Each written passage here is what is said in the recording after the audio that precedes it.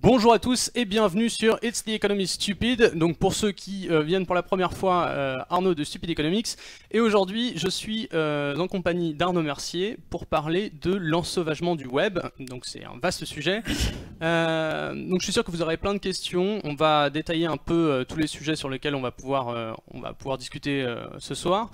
Avant de commencer, n'hésitez pas à mettre des pouces bleus, à partager ce direct pour qu'un maximum de gens puissent venir et éventuellement à soutenir financièrement la chaîne pour qu'on puisse continuer ce qu'on fait.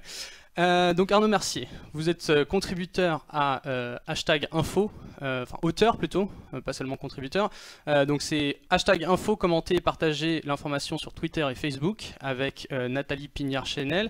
Vous êtes aussi professeur en information communication à l'université Paris de Assas, je sais pas comment on dit. Assas, oui. Et présidente de Conversation. Est-ce que j'ai oublié quelque chose ou est-ce qu'il faut j'ai aussi créé et présidé un observatoire du web journalisme. D'accord. Qu'est-ce qu'on fait dans un observatoire du web journalisme? C'est un programme de recherche et on essaye d'observer les transformations numériques de la presse et essayer de voir un peu comment les journalistes s'adaptent. Voilà, par exemple, j'avais fait une étude en 2012 sur l'appropriation par les journalistes français de Twitter et Facebook pour couvrir l'actualité. D'accord, donc c'est l'étude de tout ce qui se fait en journalisme qui n'est pas le JT et qui n'est pas sur papier. C'est ça. En gros. Ouais, en gros, c'était ça. D'accord. Ce que j'aimerais bien avant de commencer, donc là on va prendre un peu de temps avant d'aller directement sur le sujet qui nous intéresse, l'ensauvagement du web. On va prendre un peu de temps, le temps que tout le monde arrive, que tout le monde prépare ses questions, etc. On va commencer tranquillement et je vais juste répondre à la question de TheStix29. Bonjour à la régie, qui est derrière les platines ce soir? Eh bien c'est Sylvain, un grand merci à Sylvain de gérer l'émission. Je vais aussi en profiter pour remercier les modérateurs, Claire et Perceval qui sont là, toujours là, tous les soirs à modérer tout ça parce que justement l'ensauvagement du web n'est jamais très loin, même sur It's the Economy Stupid. Et donc j'aimerais bien qu'on parle un peu de The Conversation. Donc c'est un média un peu différent. Oui. Moi je suis lecteur donc ça m'intéresse, on va dire. En quoi ça consiste et quel était l'objectif en fait de... Ouais. Alors, The Conversation, je trouve que c'est une idée géniale. Je peux d'autant plus le dire que c'est pour moi qui l'ai eu, donc tout va bien. C'est-à-dire que c'est un journaliste britannique qui a travaillé pendant longtemps au Guardian, qui est parti vivre en Australie. Et puis là-bas, il a eu une idée qui me paraissait excellente, vraiment. Il s'est dit, mais il faudrait créer un média un peu différent et qui répond à une partie des critiques qui sont faites contre les médias traditionnels, on va dire. Parce que... il a dit, bon ben voilà, on va faire un média qui est animé par des journalistes de profession, etc., qui vont tenir des rubriques, sciences, santé, politique, sport, international, enfin bon, des trucs assez classiques, quoi.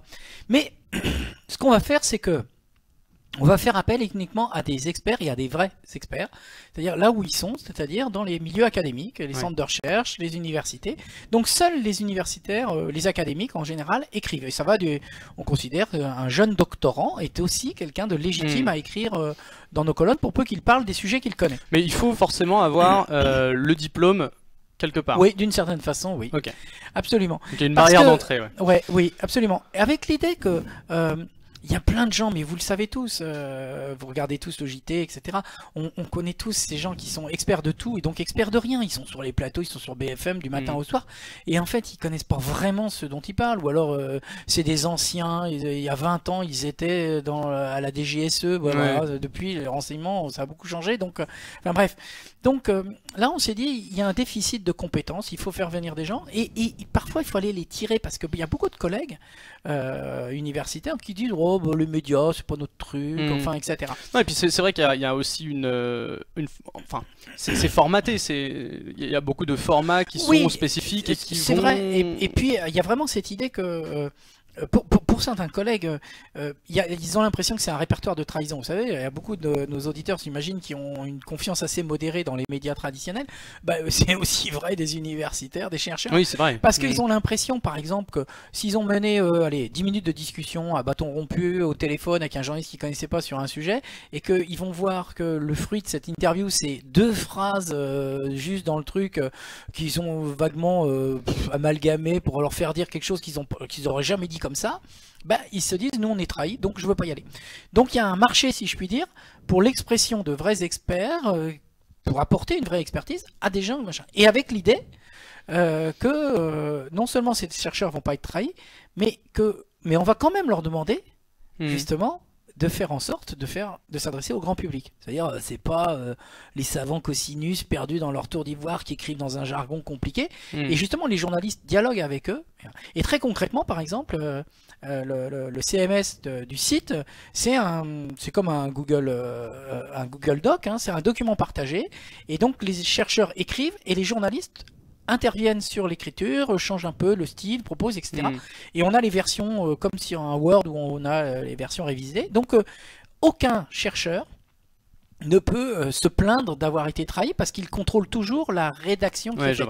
Et le dernier point, et c'est même drôle parce que en fait c'est pour bien dire aux chercheurs, vous voyez, on vous trahit pas parce que c'est eux qui doivent appuyer sur le bouton pour déclencher la publication. Et ça nous est arrivé à plusieurs reprises d'être obligé d'appeler le mec ou lui envoyer un mail parce qu'on n'avait pas son téléphone. On dit, vous pourriez appuyer sur le bouton parce qu'on peut pas vous publier. Donc c'est vraiment eux qui ont la main au dernier ressort. Du coup, ça crée une vraie confiance dans la relation entre les journalistes et les académiques. Et en plus, on publie des articles de qualité. Et il y a vraiment, en plus, c'est le dernier point, dans The Conversation, il y a l'idée de la démocratisation du savoir. On fait l'effort de s'adresser à tout le monde. Donc, le site est totalement libre d'accès. C'est gratuit. On n'a pas de publicité. On n'a aucun modèle économique qui dépende du trafic ou quoi que ce soit. Mais du coup, vous avez aucun modèle économique non plus. Si, on a un modèle économique, je peux l'expliquer, mais c'est pas celui-là. Et puis, c'est tellement, on veut tellement que ça soit republié, etc., que justement la republication est gratuite pour n'importe qui. Ouais, je sais parce qu'on voit beaucoup d'articles, Le Monde, Le Figaro, je crois, reprend pas mal de vos articles. Exactement, Le Point, enfin des médias de la presse régionale, etc. Et du coup, on a été créé, donc on a ouvert en septembre 2015 en France. Et là, on a notre plancher, on fait jamais moins de 2 500 000 vues par mois. Et en règle générale, on dépasse les 3 millions. Donc c'est pas mal. Donc voilà, c'est oui, c'est plutôt impressionnant justement parce qu'il y a beaucoup de médias qui se lancent aujourd'hui et beaucoup qui meurent aussi. Mais en tout cas, je trouve ça assez intéressant.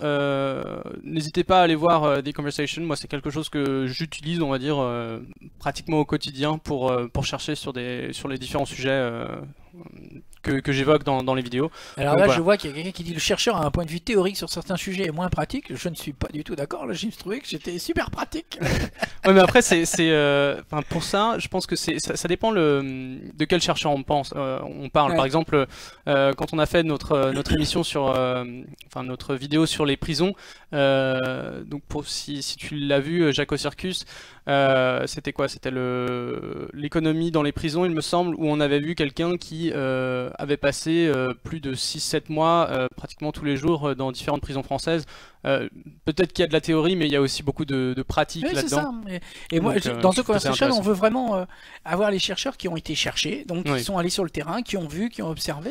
Et on développe pas du tout un point de vue théorique, ça on garde ça pour les revues scientifiques, mais au contraire on essaye d'éclairer les faits d'actualité avec des gens qui ont fait des recherches. Par exemple, là, j'ai sollicité un collègue de Bordeaux pour faire un papier sur le racisme dans les stades de foot, parce qu'en ce moment on est en train de faire toute une série liée à la Coupe du Monde de football. Et lui il avait fait une grande enquête en 2012-2013 sur le racisme comparé avec international en Europe, sur justement les attitudes racistes de clubs de supporters, etc., dans des stades en Europe. Donc, fort de son expérience, de tout ce qu'il a fait comme terrain, on lui demande de faire un petit papier de cadrage pour voir un petit peu, voilà. Donc, c'est surtout d'abord un éclairage sur l'actualité plus que le développement de sa théorie, quoi. C'est pas le sujet pour nous. Ouais. Juste deux petites questions. Donc, qui est l'invité? C'est Arnaud Mercier, qui est donc entre autres, et parce qu'on en parle, directeur, président, je sais pas. Président de. Oui, parce qu'on est une association loi 1901, donc je suis président de l'association. Et juste les 3 millions de vues mensuelles, c'est toutes les langues confondues ou c'est juste français? Ah non, c'est le Conversation France. Conversation France, ok. Oui, parce qu'on en a un en Australie, un aux États-Unis, un en Angleterre, un en Afrique du Sud, et on vient d'en ouvrir un cette année en Indonésie et en Espagne. Oui.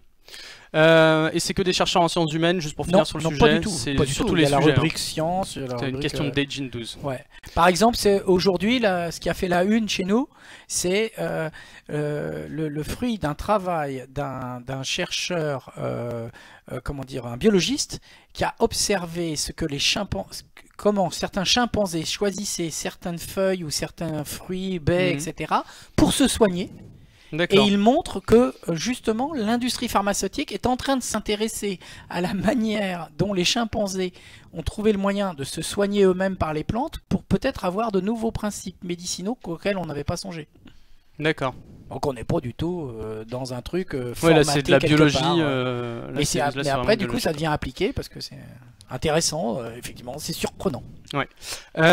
Donc pour finir sur des conversations, j'aimerais juste qu'on parle un peu des différents sujets sur lesquels vous avez travaillé pour qu'on puisse avoir une conversation peut-être autre que simplement sur l'ensauvagement du web. D'ailleurs, Quald29, j'ai vu ta question sur la définition de l'ensauvagement, on va en parler.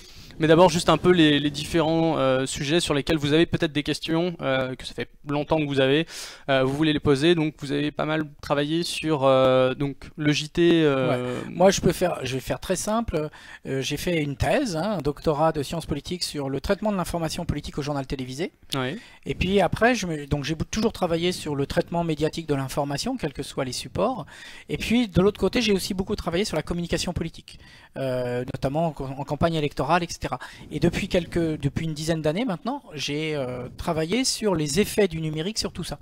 Les effets du numérique, mais j'ai vu aussi que vous avez travaillé sur la propagande de Daesh, par exemple. De Daesh, ouais, voilà.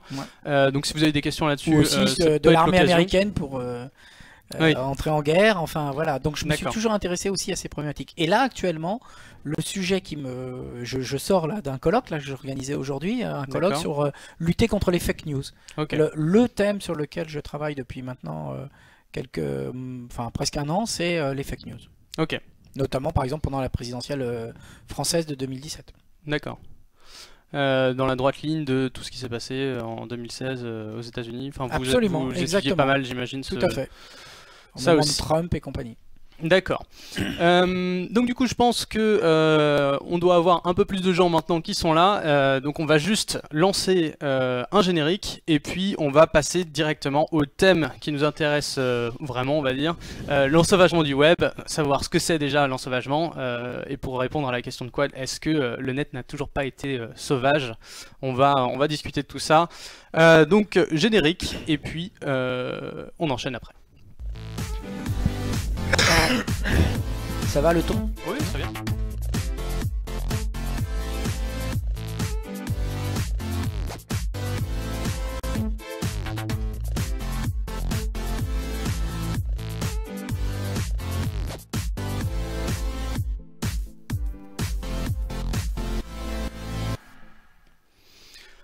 Alors, l'ensauvagement du web, du coup. Donc je le rappelle pour ceux qui viennent d'arriver avec Arnaud Mercier, donc qui est directeur, je sais encore président. Plus, président, chaque fois je dis directeur, mais non, c'est vraiment président de The Conversation parce que c'est une association, j'ai retenu ça par contre, professeur en information communication à l'université Paris de Assas, et il a écrit un livre aussi, #info, ça se dit bien comme ça, hein, #info, commenter et partager l'information sur Twitter et Facebook avec Nathalie Pignard-Chanel. Et donc, moi, ce qui m'a particulièrement intéressé, c'est l'article que vous avez écrit il y a un mois de ça, comme ça, ouais. sur donc qui s'intitule la même chose que le live, c'est l'ensauvagement du web. Donc, j'aimerais bien juste commencer comme ça avec une question de Quald29. C'était est-ce qu'on peut définir l'ensauvagement et est-ce que Internet n'a juste pas toujours été sauvage? Oui, c'est une très bonne question, mais c'est pas si facile d'y répondre comme ça. Mais alors, l'ensauvagement, ça c'est facile à définir. Après, est-ce que le web a toujours été sauvage? Justement, c'est une vraie discussion. L'ensauvagement, ça veut dire tout simplement le fait que, en réalité, il y a une tentation chez beaucoup de gens qu'on peut observer à se lâcher sur Internet et tout simplement à suspendre Enfin, on peut espérer au moins seulement quand ils sont sur le web, mais c'est peut-être plus grave que ça, docteur. Mais à suspendre, j'allais dire, les règles de la civilité et de la courtoisie ordinaire. Et donc ne pas hésiter à tutoyer, insulter, agresser des gens qu'ils ne connaissent d'ailleurs pas forcément. Et souvent d'ailleurs en se protégeant derrière l'anonymat, enfin on pourra en reparler. Bon. Donc l'ensauvagement, c'est ça cette idée. Alors pourquoi moi je dis ensauvagement? Parce qu'effectivement il y a la notion, il y a l'idée que il y a une idée de progression, et donc effectivement la remarque est pertinente. C'est est-ce que le web a pas toujours été sauvage? Ben oui et non en fait. Oui, je suis d'accord, le web a toujours été conçu dès le départ comme un espace de liberté, et précisément il s'est même développé contre, d'une certaine façon, les médias traditionnels, avec l'idée que là, il y avait une démocratisation de la prise de parole, enfin, etc. Et sans le web, bah, vous seriez pas là, vous auriez pas de chaîne. Effectivement. Donc, effectivement, ceci étant, deux remarques. Une, ça dépend de ce qu'on appelle sauvage. C'est-à-dire, sauvage, c'est-à-dire sans régulation, ben oui, ça a existé. Mais sans régulation, ça voulait pas dire qu'il y avait un défaut de civilité ordinaire dans la relation entre les autres. Au contraire, parce que c'était des informaticiens pour beaucoup, les pionniers, etc. Donc ils avaient même un certain respect les uns pour les autres, et une fierté d'être sur le web là où quand les autres n'y étaient pas. Enfin bref. Il y avait de ce qu'on peut retrouver pour avoir lu quelques études, enfin quelques choses qui parlaient de ça à l'époque. Oui, il y avait une espèce de communauté des utilisateurs du web. Et donc il y avait une forme de camaraderie, j'allais dire, spontanée, parce que justement on était sur le web. Bon. Et puis la démocratisation a fait arriver des tas de gens, et donc les choses ont changé. Alors elles ont changé de deux manières. D'abord, du point de vue de l'esprit sauvage du départ, les choses ont beaucoup changé, parce que le fondateur puisqu'il y a énormément de régulation, parce que Google, parce que les GAFA, tout ça, ils imposent leurs règles en fait, en vérité. Et donc d'ailleurs Tim Berners-Lee, qui est un des fondateurs de l'Internet, dit qu'il faudrait recréer un second Internet parce qu'on a perdu complètement l'esprit d'origine. Pour lui, il est radical maintenant. Il dit il faut recréer autre chose. Hein. Et puis, donc, c'est plus aussi sauvage que ça de ce point de vue. Et puis, il y a bien ensauvagement parce qu'effectivement, on a vu arriver des tas de gens qui utilisent après le web dans des manœuvres de déstabilisation, d'agressivité, d'expression sous couvert d'anonymat, de leurs exposés, de leurs préoccupations, pas de leurs préoccupations, de leur goût pour le racisme, l'antisémitisme, le truc, le machin, l'homophobie, enfin tout ce qu'on veut, quoi. Donc aujourd'hui, on est bien obligé de constater qu'un certain nombre de gens utilisent explicitement les réseaux sociaux et le pouvoir d'expressivité qu'ils comportent pour aller agresser les autres, les harceler, les emmerder, quoi, pour dire les choses clairement, alors que c'était pas du tout la philosophie d'origine. En lisant l'article, j'ai été bloqué sur certains mots, parce qu'il y en a quand même pas mal de mots compliqués. Je suis d'accord sur cet article parce que j'ai pas mal cité d'auteurs. Oui, voilà, c'est ça. Mais justement, c'est pour. Je plaide coupable, votre honneur. Donc, il y a le mot informalisation. Donc, c'est pas information, c'est informalisation. Le mot désinstitutionnalisation et liquéfaction. Est-ce que vous pouvez... Alors, le premier, c'était quoi? Informalisation. Ah oui. Alors, juste que les gens qui lisent l'article ensuite peuvent bien tout comprendre. Oui, je comprends. L'informalisation, c'est un concept inventé par un sociologue néerlandais qui s'appelle Cas Wouters. C'est le titre de son livre, donc il a tout un bouquin qui fait 250 ou 300 pages. Hein, donc mais c'est très facile à résumer. L'idée, c'est que enfin, c'est très facile à expliquer. Il y a un autre sociologue, Norbert Elias, un sociologue allemand, qui avait fait tout un travail. Il est très connu dans le milieu de la sociologie parce qu'il a fait un travail qui s'appelait qu'il a appelé le processus de civilisation. Et il dit, ben voilà, depuis le Moyen-Âge jusqu'au début du XXe siècle, puisqu'il s'arrête au début du XXe siècle, il dit, ce que l'on constate, c'est qu'il y a une domestication des mœurs. On ne peut plus agir et faire exactement ce que l'on veut comme on veut, parce que de plus en plus, la société invente des règles. Alors certains peuvent s'en plaindre, hein, j'entends, mais des règles qui vont dans tous les sens. C'est-à-dire, on fait et invente des règles. Alors c'est des règles d'hygiène, par exemple, on n'urine plus dans la rue, comme ça, librement. Par exemple, des règles sur l'hygiène corporelle. On fait attention. Aujourd'hui, si on s'est pas douché pendant 3 jours et qu'on n'a pas pris de parfum, on est mis au banc de la société parce qu'on pue. Voilà. Alors qu'au Moyen-Âge, tout le monde pue, donc personne n'a le sentiment qu'on pue, puisqu'en fait tout le monde sent mauvais. Donc c'est ce genre de choses. Bon, je passe vite, mais dans les relations à autrui... Cette idée-là, on la retrouve dans tous les groupes socio-humains. Enfin, il y a dans chaque groupe socialement constitué, on va dire, il y a forcément des règles. Absolument, mais précisément, l'idée c'est que c'est au niveau des mœurs, au niveau de la façon d'être, et dans la relation à autrui. C'est pas l'idée qu'il y ait des règles, parce que bien sûr il y a toujours des règles, mais c'est dans les règles, des règles générales de la société pour faire en sorte que la relation des uns avec les autres ne soit pas trop problématique, on va dire ça comme ça. Et donc, Cass Wouters, il se dit, tiens, je vais reprendre le travail de Norbert Elias, dans la deuxième partie du XXe siècle et début du XXIe. Qu'est-ce que ça nous dit? Est-ce que... Parce que Norbert Elias, il dit c'est un train, c'est comme ça, depuis le Moyen-Âge, ça ne cesse, enfin, je veux dire, on est de plus en plus cadré dans nos mœurs, dans notre attitude. Il y a une inflation des mœurs, quoi. Enfin, une inflation du contrôle des mœurs. Et ce qu'il constate, c'est le contraire. Il dit, ben, en fait, sans doute que la moitié du XXe siècle a été un pic, et que maintenant, il observe une certaine décrue. Et il dit, voilà, donc du coup, les relations sociales, au lieu d'être très cadrées, très encadrées, sont de plus en plus informalisées, informelles, au sens où on accepte un décontrôle social. Et alors, il donne plein d'exemples. Alors, un décontrôle social, c'est, par exemple, si on est au boulot. Dans le modèle de Norbert Elias, c'est bonjour monsieur le directeur, madame la secrétaire, enfin bref, on se donne du monsieur, du madame, on s'appelle par la fonction, parce qu'on se reconnaît que comme dans la fonction. Aujourd'hui, dans beaucoup de boîtes, c'est on s'appelle par le prénom, et on se tutoie. Il y a plein j'imagine qu'il y a des étudiants devant l'antenne. Vous savez, en stage, vous allez arriver, vous êtes déjà arrivé. On dit bon moi c'est Michel, toi c'est machin. Bon, on se tutoie tout de suite.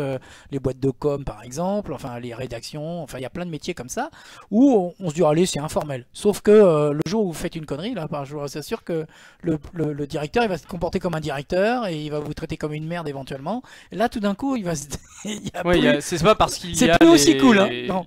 Mais a priori c'est informel. Le contrôle des mœurs, oui. Voilà. A priori c'est informel. Ça n'empêche pas les relations. En fait, c'est ça. Voilà, c'est ça l'idée, c'est que l'absence de mœurs ou de contrôle de mœurs apparente ne veut pas dire l'absence de hiérarchie et de contrôle. Exactement. Et ça c'est un truc. Et c'est pour ça qu'il dit que c'est informel. Là, je vois pas mal de critiques, par exemple de Charles Maurice, qui parle de Jeff Jarvis et de Thomas Jamais. Donc je sais pas si c'est des lectures que vous avez.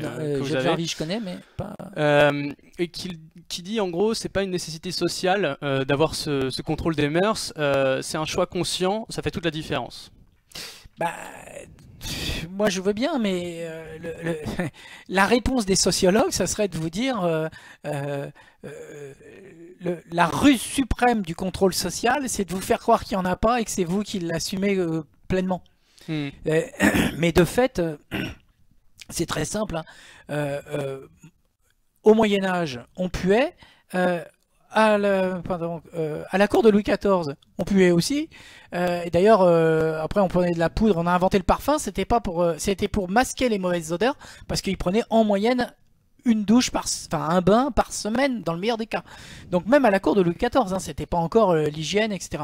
Aujourd'hui, moi je connais des tas de gens qui spontanément disent tiens par exemple ce soir, là tiens on va sortir, ah non attends, je rentre d'abord chez moi, je me refais une douche. Alors, ils en avaient fait une ce matin, ils en refont une le soir, avant de repartir en soirée par exemple. Personne ne nous a obligés, personne ne nous a mis un pistolet sur la tempe en disant bon toi tu vas prendre tes 2 douches par soirée, quoi, par journée. Donc oui bien sûr mais si on fait ça, c'est qu'on éprouve le besoin, on se dit oh, c'est nécessaire de le faire.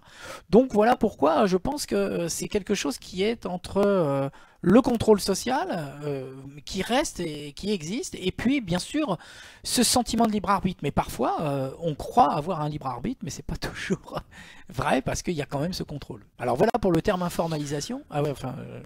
Informalisation, ouais, c'est. Je vais répondre à une question un peu hors sujet, mais je vais quand même. Voilà, je vais juste prendre un peu de temps pour répondre à ça. Est-ce que tu vas inviter des économistes ou est-ce que ces lives sont uniquement dédiés à une espèce d'émancipation sur des thématiques pour s'orienter sur du journalisme? En fait, pour moi, ces sujets-là sont quand même très liés à de l'économie derrière, parce qu'en fait, il y a une notion de choix de société derrière. On est en pleine aujourd'hui, comment dire, décision sur ce qu'on veut. Enfin, j'ai pas encore sorti l'épisode. Normalement, je devais avoir un épisode qui sortait juste avant, qui parlait de ces thématiques-là et qui reliait ça un peu plus à l'économie. Mais il y a toute une notion de choix de société aujourd'hui qui est en train de se faire petit à petit. J'ai l'impression, enfin, c'est un peu une intuition qu'on peut avoir. Et ça va avoir des impacts économiques. Donc, ce serait juste de définir un peu toutes ces thématiques-là pour voir là où ça peut aller. Enfin, pour moi, tout ça, c'est des thèmes qui rentrent dans l'économie, on va dire, au sens large. Donc voilà, pour répondre à cette question-là. Donc ensuite, sur les mots un peu compliqués, donc informalisation, il y avait désinstitutionnalisation et liquéfaction. Ça c'est très simple.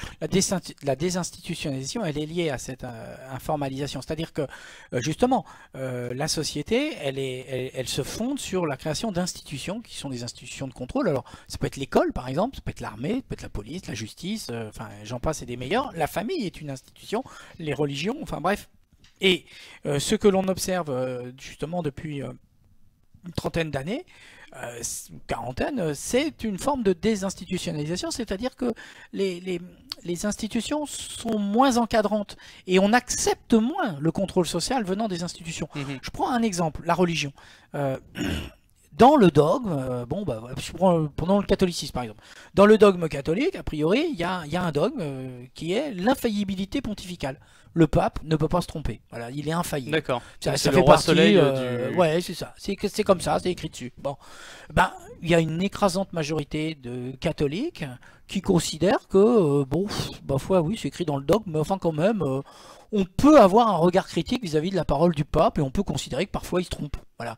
Donc c'est ça l'idée de désinstitutionnalisation, c'est que même si on continue à appartenir à un collectif encadré par une institution, on peut avoir un rapport relativement lâche à cette institution et à ne pas, voilà. Et donc par exemple, là dans les messages qui défilent, où j'ai tort ou je sais pas quoi, j'ai oublié ceci, j'ai pas dit cela, on peut parler aussi de désinstitutionnalisation, le fait que je sois là d'ailleurs aussi, parce que moi je représente une institution, c'est l'université, voilà, donc je suis professeur d'université, voilà, et en fait je viens avec vous dans l'arène, je me prends pas au sérieux et j'accepte d'informaliser ma relation au savoir en venant avec vous. Et j'accepte d'être tout à fait critiqué, là, des gens qui me disent que j'ai rien compris. Enfin bon, ok, il y a pas de souci. Je veux bien l'admettre. Donc je participe moi-même à la désinstitutionnalisation de l'université d'une certaine façon. D'accord.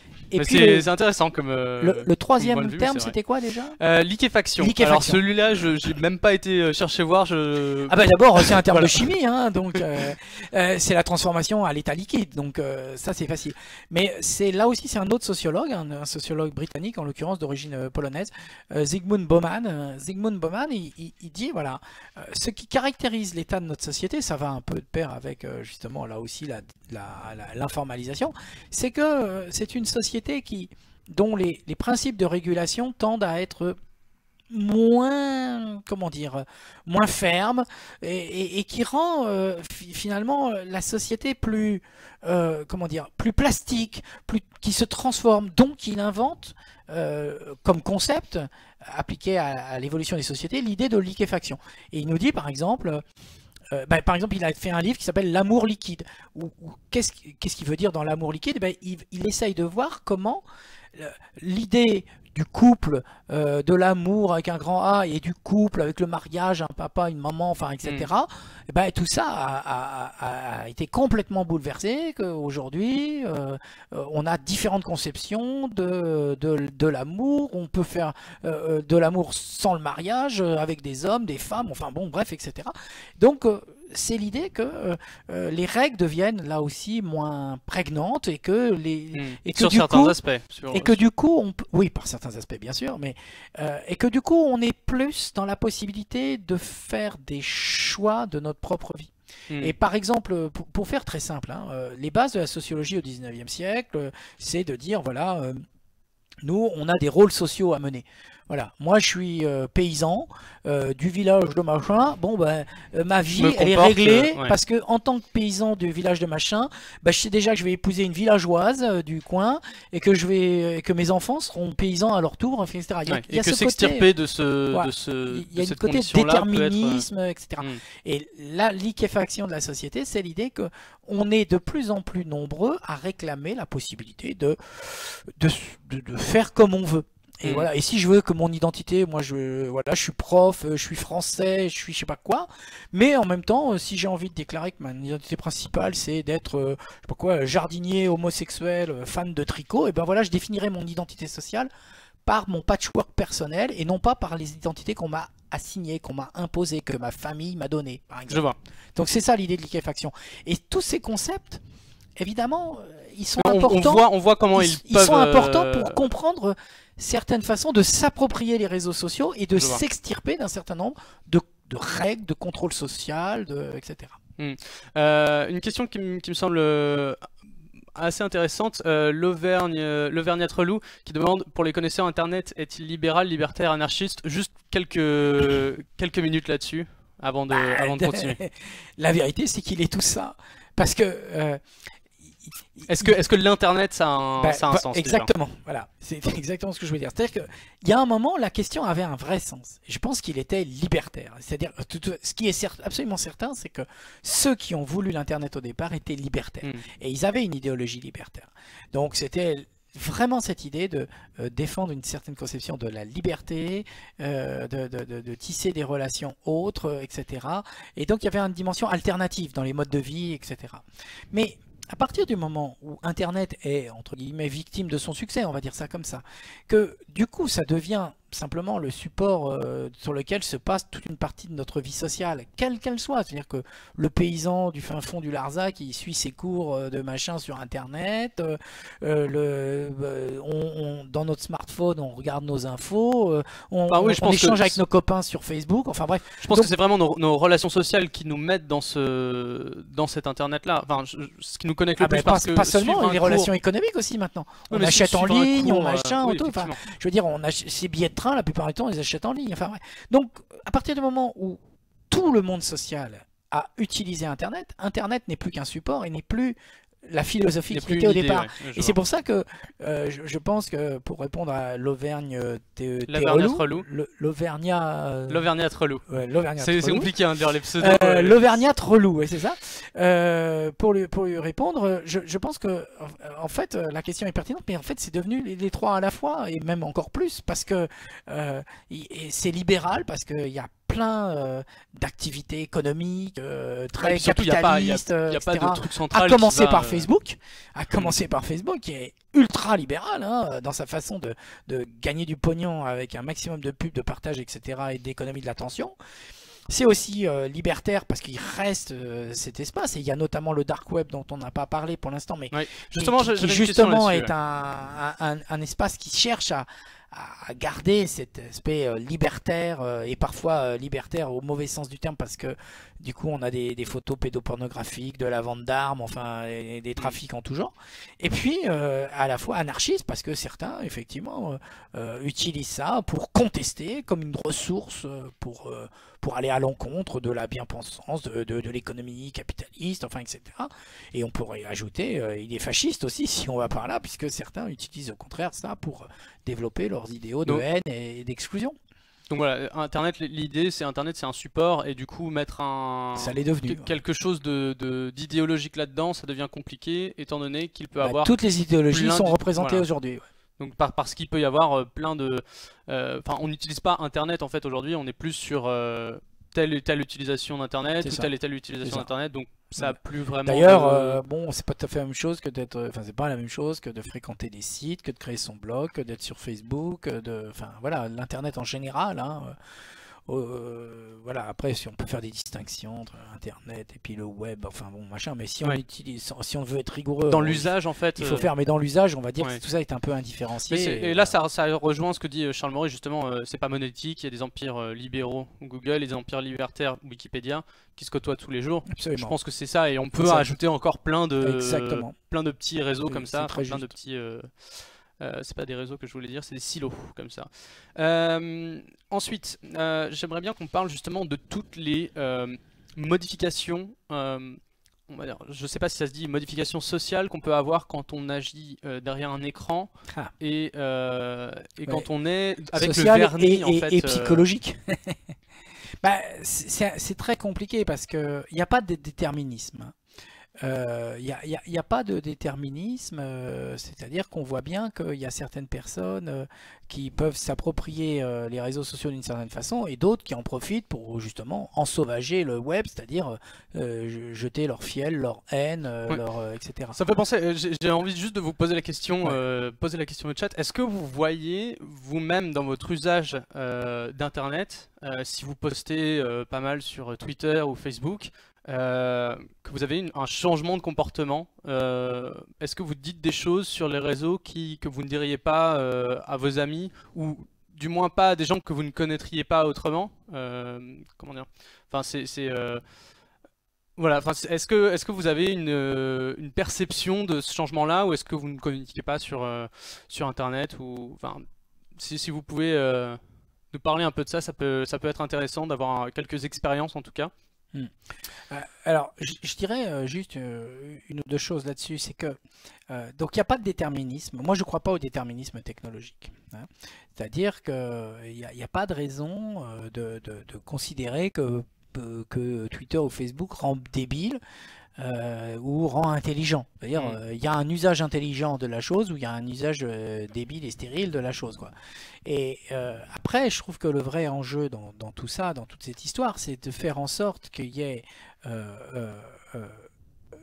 la prise de conscience, notamment que lorsqu'on s'exprime, on ne s'exprime pas dans le vide. Il y a autrui en face.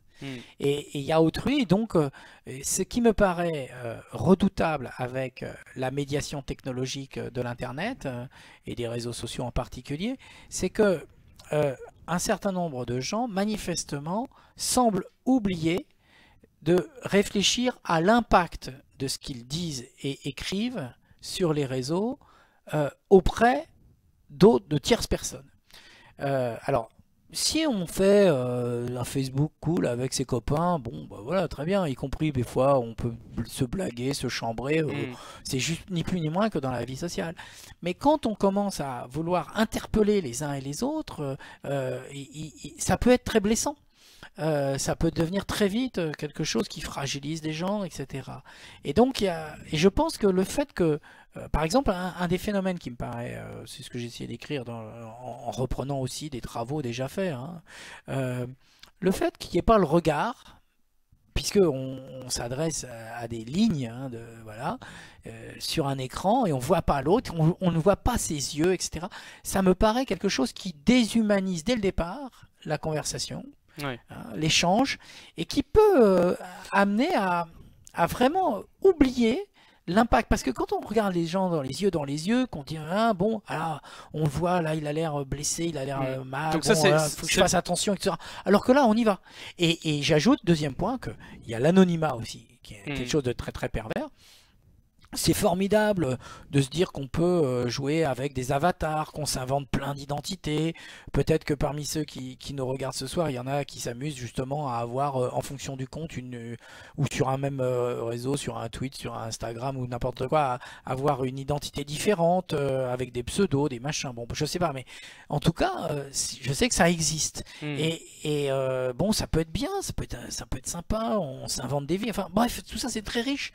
Mais le fait est que l'anonymat, c'est aussi quand même une position pour certains de lâcheté qui fait qu'ils se sentent autorisés à être très agressifs, voire parfois à enfreindre la loi, pas, à insulter, diffamer, c'est le cas, etc. Parce qu'ils se sentent protégés, ils se sentent en toute immunité.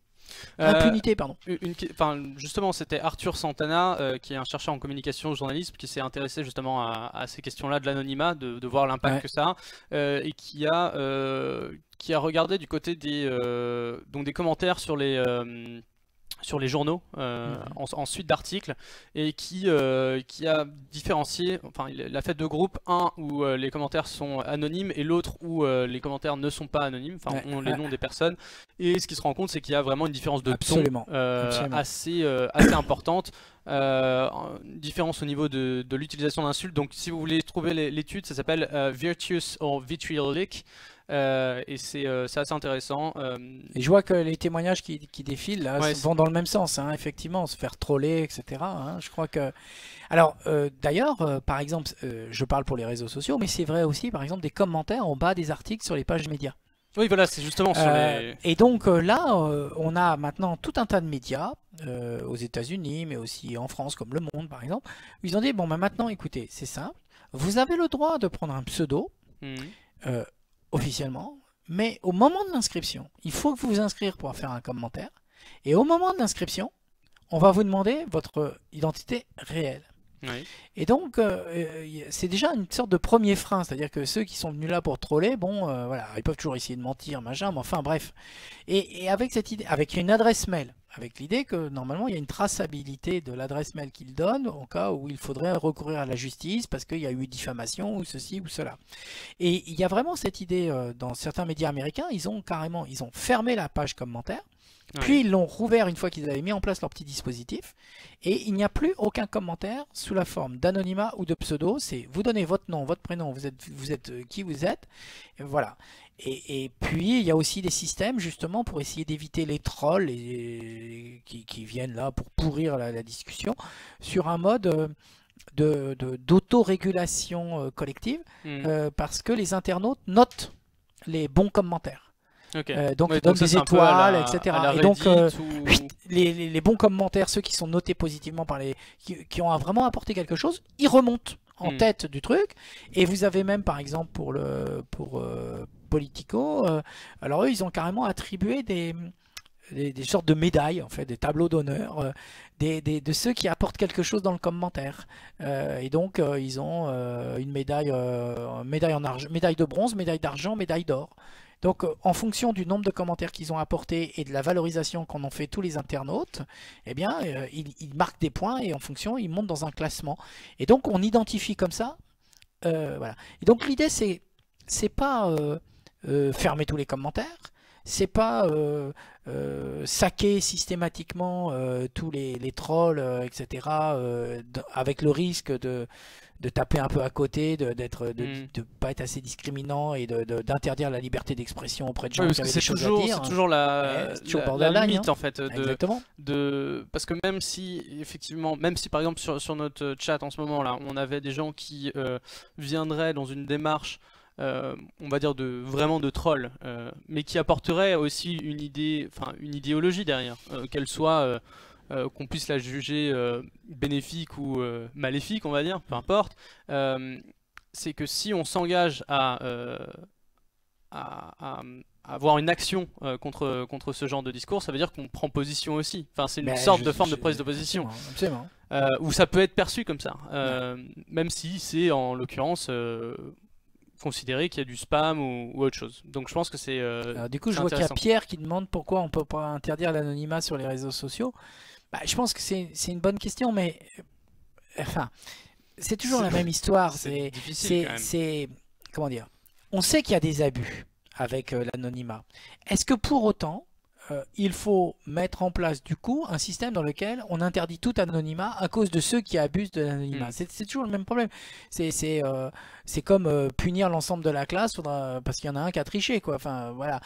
Donc je pense, moi je suis assez d'accord avec Pierre, mais peut-être pas interdire l'anonymat. Je pense que ce qu'il faudrait, c'est que tous ceux qui veulent écrire de façon anonyme, sous forme d'un pseudo, etc., publiquement, laisse quand même une trace au moment où ils s'inscrivent auprès du fournisseur d'accès, de la plateforme de réseau social, qu'ils laissent une véritable identité. Comme ça, il y a quand même quelque part, publiquement, mais si jamais ils dérapent, ils devront être plus responsables de ce qu'ils disent et des conséquences de leur acte. Ouais. Après, ça veut dire que on peut établir des fiches des opinions des gens.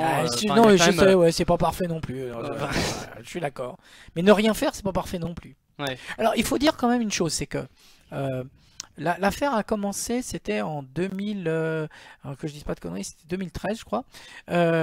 Donc, il y a eu un tweetos qui a lancé, anonyme, qui a lancé un concours de blagues foireuses et douteuses c'était un bon juif. Alors un bon juif, c'est 15 minutes de cuisson, enfin des trucs super, voilà.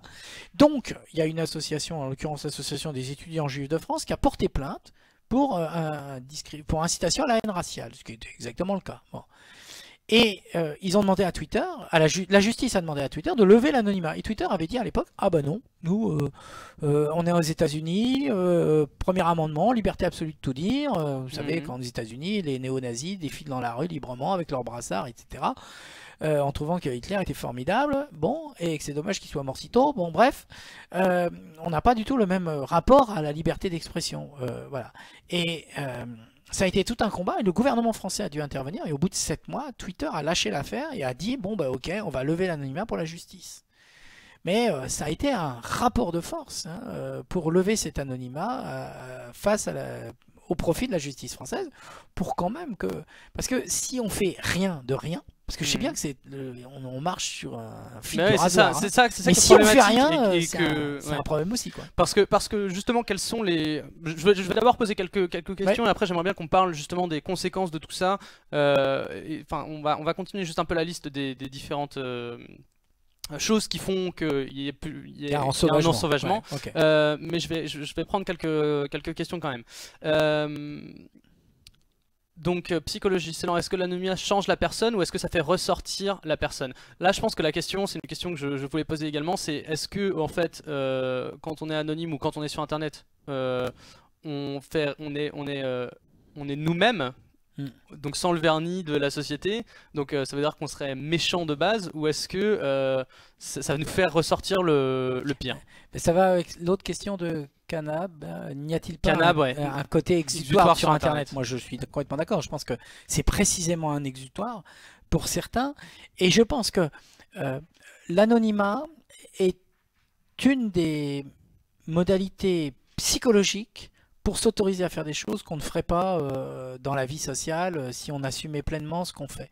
Et je dirais c'est la même chose de l'autre côté. C'est-à-dire que si vous anonymisez et déshumanisez l'autre, ça vous est plus facile après de l'agresser. Tous les génocides, par exemple, ont commencé par... l'appellation de ceux qu'on allait tuer à la fin comme étant des cafards, des cancrelats, des machins, des animaux, enfin bref, des porcs, des trucs, tout ce qu'on veut. Ça a été encore vrai pour le massacre des Tutsis comment dire, au Rwanda. Au Rwanda, et c'est encore vrai pour les Rohingyas. Les Rohingyas, exactement. Sur Facebook. Et donc, toute forme de comment dire, comment dire ça, de labellisation sociale qui vise à anonymiser les gens au sens, ce ne sont plus des gens, ce ne sont plus des personnes, ce ne sont plus des êtres humains, mais ce sont des nombres, une masse, ce sont c'est un terme générique et quelque chose qui favorise évidemment une relation déshumanisée à l'autre, donc ça facilite l'agressivité et le passage à l'acte, quoi. Et de la même manière... Est-ce qu'on n'est pas en train de faire la même chose avec les trolls, justement, en les appelant les trolls? Bah, là je troll. C'est moi non, qui troll. Moi ce qui m'intéresse c'est pas les trolls parce que à la limite même le mot enfin c'est tellement large ce qu'on appelle troll. Il y a trop de pratiques derrière. C'est ça. Moi ce qui m'intéresse c'est les pratiques sociales précisément. C'est pour ça que j'appelle ça l'ensauvagement parce que troll je sais pas ce que ça veut dire. Bon. Enfin si je sais à peu près mais enfin bon. Mais c'est vrai qu'il y a trop de réalité derrière. Enfin il n'y a pas toujours cette volonté. Il peut y avoir des gens qui s'expriment en toute comment ça s'appelle, en bonne foi. Exactement. Et y compris anonyme d'ailleurs. Et pour qui l'anonymat est une façon aussi de... Par exemple, faisons simple, des gens qui sous couvert d'anonymat arrivent à exprimer leur peine, leur chagrin, leurs difficultés. Je suis homosexuel, je m'assume pas, je me sens rejeté. Bon, et l'anonymat est quelque chose qui les aide à pouvoir s'exprimer, à trouver une oreille plus ou moins attentive, etc. Donc, c'est pas l'anonymat en soi qui rend, à mon avis, agressif, mais en revanche, ce qui est absolument certain, alors là, c'est quasiment vérifié, c'est toute personne qui se veut agressive et utiliser l'Internet pour agresser l'autre, va choisir l'anonymat, évidemment. Ah oui, parce que pourtant il y a quand même pas mal de gens avec toutes les, enfin qui se trouvent justement en train de fédérer des gens autour d'eux Ouais, dans alors, une. Mais sur après, certains leaders peut-être, mais après, pour le reste, la vague des anonymes, bon. Alors moi, il se trouve que j'ai été, on s'en est pas parlé en préparant l'émission, mais moi j'ai été directement consacré, enfin, concerné par ça parce que il m'est arrivé une tuile. Enfin bon, voilà, je suis donc ancien universitaire. troll. Non, je suis universitaire, donc j'ai des thésards et il se trouve qu'un de mes thésards est celui qui a essayé de tuer un policier à coups de marteau de face à l'église, enfin la D'accord. cathédrale Notre-Dame à Paris, à la Akbar, etc. Donc moi je l'avais pas vu venir du tout, enfin, cet embrigadement djihadiste de mon étudiant Ah d'accord, algérien. donc ça c'est arrivé. Et donc, je me suis fait mais pourrir de chez pourrir par la fachosphère. J'ai eu 4700 tweets en 3 jours, enfin un truc de folie quoi. Et je sais pas, plus de 90%, ils étaient anonymes, c'est tous des trucs, des pseudos, des machins, etc. Et à un moment, moi je leur ai répondu. Je disais, bah, alors, les gars, vous me dites ça, mais vous avez aucun courage, vous m'agressez là. Je sais même pas. Moi j'ai beaucoup répondu à ces gens-là. Et alors certains de dire, bah oui, on est obligé d'être anonyme parce que bon, sinon on va être réprimé. Bah oui, bah, vous allez être réprimé peut-être pour une raison, c'est que vous enfreignez la loi dans votre manière de calomnier. Il y en avait qui m'accusaient d'avoir ouvert une madrasa, de machin, d'être complice du terroriste. Si ça se trouve, il avait agi sous l'ordre de son directeur de thèse. Enfin, des trucs délirants, quoi. Bon, bref. Donc on voit bien comment les choses peuvent se passer très vite. Et en plus, il y a un phénomène qui est aussi lié à l'ensauvagement du web. C'est le fait que les gens chassent en meute. C'est-à-dire qu'il y a pas mal de gens qui Ouais, travaillent je voulais en parler ensemble. justement de Ils ça. travaillent ensemble, ils se suivent les uns les autres, et quand il y en a un qui dit allez on y va, et ben les autres font pareil Ouais, c'est quoi. quelque chose qu'on voit beaucoup. Je pense que euh, enfin, tous ceux qui sont sur Twitter voient comment ça arrive d'un coup avec un tweet de quelqu'un qui ensuite crée une certaine viralité de l'indignation autour de ou de l'attaque sur quelqu'un. J'aimerais juste qu'on passe un peu de temps à répondre à la question de Daijin12 qui l'a posé plusieurs fois déjà. Est-ce que toutes ces pratiques-là n'étaient pas au début de l'internet, et pourquoi parler de l'ensauvagement du web alors que apparemment Daijin12 pense qu'il était déjà bien sauvage avant? Ben, on en a déjà un petit peu parlé, c'est-à-dire que en fait je pense, ça dépend ce qu'on met derrière sauvage. Dans les débuts d'internet, bon je passe sur les tout débuts Sur de l'armée américaine, sur le réseau ARPANET ARPANET, ouais, etc. Ça c'est pour, ça c'est l'histoire le technologique. folklore. Ouais, non, mais c'est l'histoire technique, c'est vrai. Mais moi je parle de l'internet à partir du moment où c'est Tim Berners-Lee et autres qui commencent à vouloir en faire dans un esprit libertaire. Bon. Dans cette partie-là, il y a effectivement l'idée de quelque chose d'un peu enfin, sauvage au sens d'un espace de liberté, d'un espace où il y a moins de contrôle, etc. Et donc, effectivement, à ce moment-là, il y a une forme de de sentiment de camaraderie et de fraternité, de communauté, de partage, parce qu'on est sur ces trucs. D'autant plus que ça reste une minorité, que c'est quelques milliers de personnes, c'est des happy few, c'est des informaticiens, c'est des mecs qui sont vraiment à la pointe du truc. Bon, donc le tout début, c'est pas du tout marqué par ça, absolument pas. Et là, on Et parle de quel moment on est dans les bah, années bah quoi, c'est 90? oui c'est ça, c'est exactement, c'est les, enfin même oui c'est ça exactement Avant 2000, quoi. exactement. Et puis au fur et à mesure de la démocratisation de l'internet, Mhm. à partir on va dire du milieu des années 90 quoi pour faire simple, et puis après avec l'apparition des réseaux sociaux, donc c'est au milieu des années 2000, et bien là on rentre dans quelque chose qui va être de plus en plus démocratisé, où tout le monde va pouvoir s'exprimer, et où là effectivement on voit monter des formes d'agressivité. Alors l'agressivité, ça a toujours existé dans les médias, dans il y a certaines rumeurs qui étaient des rumeurs malveillantes au Moyen Âge. Comment on calomniait quelqu'un? Ben, on le calomniait soit en lui faisant la misère avec ce qu'on appelait les charivaris, c'est-à-dire que des gens se mettaient devant une maison, agitaient des cloches, des machins, des trucs, et désignaient tout le monde à regarder à cet endroit-là, cet homme-là n'est pas bien, enfin, etc. Ou la rumeur malveillante, il serait pédophile, bon, voilà. Bon. Donc il y a déjà des moyens sociaux de nuire aux gens. Simplement, je pense que ça a pris une ampleur supplémentaire, et surtout ça s'est entre guillemets démocratisé. Je vais juste préciser, Dejin12, je sens que vous êtes bien trop nostalgique parce que j'ai pas vécu ça moi. Je pense que moi non plus, hein. Ce dont on parle en fait par rapport au passé, pour moi j'ai l'impression que c'est juste un changement d'échelle. Il existe peut-être, enfin j'ai aussi souvenir de MSN Messenger que ça pouvait pas être super tendre là-dessus, que ça pouvait dépasser le cadre des interactions textuelles sur internet, et que ça pouvait arriver dans la vie physique, on va dire, dans les interactions sociales qu'on pouvait avoir en dehors de ces réseaux-là.